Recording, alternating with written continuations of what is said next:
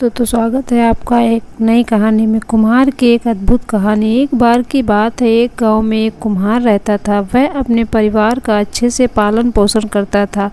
उस कुम्हार का एक बेटा था जिसकी उम्र 15 साल की थी। वह लड़का खेलता कूदता और पढ़ाई करता था और कभी कभी वह अपने पिता की माटी के घड़े बनाने में मदद करता था। जब लड़का घड़े बनाता था तो वह घड़ा अपने पिता को बताता और पूछता, पिताजी घड़ा कैसा बना है? तो उसका पिता देखता और बोलता, घड़ा तो अच्छा है लेकिन इसमें एक कमी है, उसको ढूंढो और ठीक करो।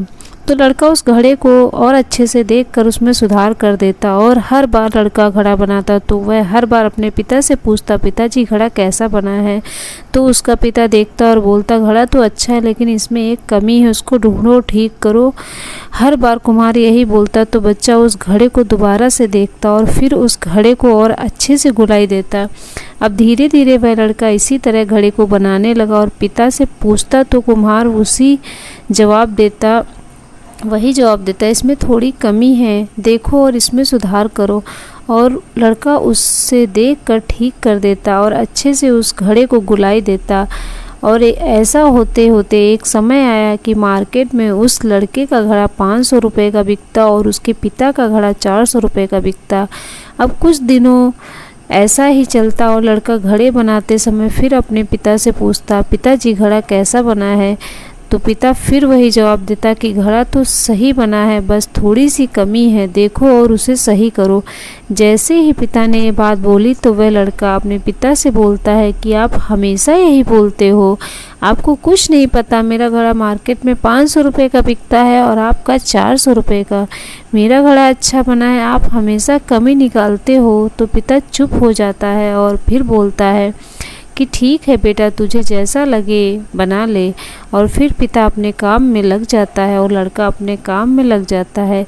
जब धीरे धीरे जो लड़का रहता है उसकी सेल गिरने लगती है, लेकिन जो पिता रहता है उसे घड़े का भी 400 रुपये का ही बिकता है, अब भी 400 रुपये का ही बिकता। तो अब लड़का हैरान होने लगता है, ये क्या हो रहा है? कुछ दिनों बाद उसके घड़े की प्राइस कम होने लगी। वह परेशान हो जाता है और कुछ दिनों बाद परेशान होकर अपने पिता के पास जाता है और उनसे बोलता है कि ऐसी बात है, मेरे घड़े अब कोई क्यों नहीं लेता? तो वह कुम्हार बोलता है, वह अपने बेटे को बताता है कि ये जो तुमने मुझसे बोला था, मेरा घड़ा इतने का बिकता और तुम्हारा घड़ा इतने का, तो यही बात कुछ समय मैंने अपने पिता से बोली थी, जिसकी वजह से मैं यहाँ तक सीमित रह गया, क्योंकि मैंने गलती की उस बात को समझने की। लेकिन तुम इस बात को समझो, कोई भी काम हम करते हैं तो उसमें कुछ न कुछ कमी रह ही जाती है और उस काम को और कोई अच्छे से किया जा सकता है। इसलिए कभी संतुष्ट मत होना, हमेशा सुधार के लिए सोचना, क्योंकि हम हमेशा पहले से बेहतर कर सकते हैं।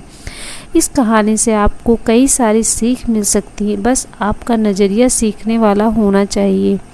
हमारा जो गुरु होता है वह हमेशा आगे बढ़ाने का प्रयास करता है और जो गुरु बोले उस बात को मान कर काम करना चाहिए, बिना प्रश्न पूछे। लेकिन गुरु भी सोच समझ कर बनाना चाहिए।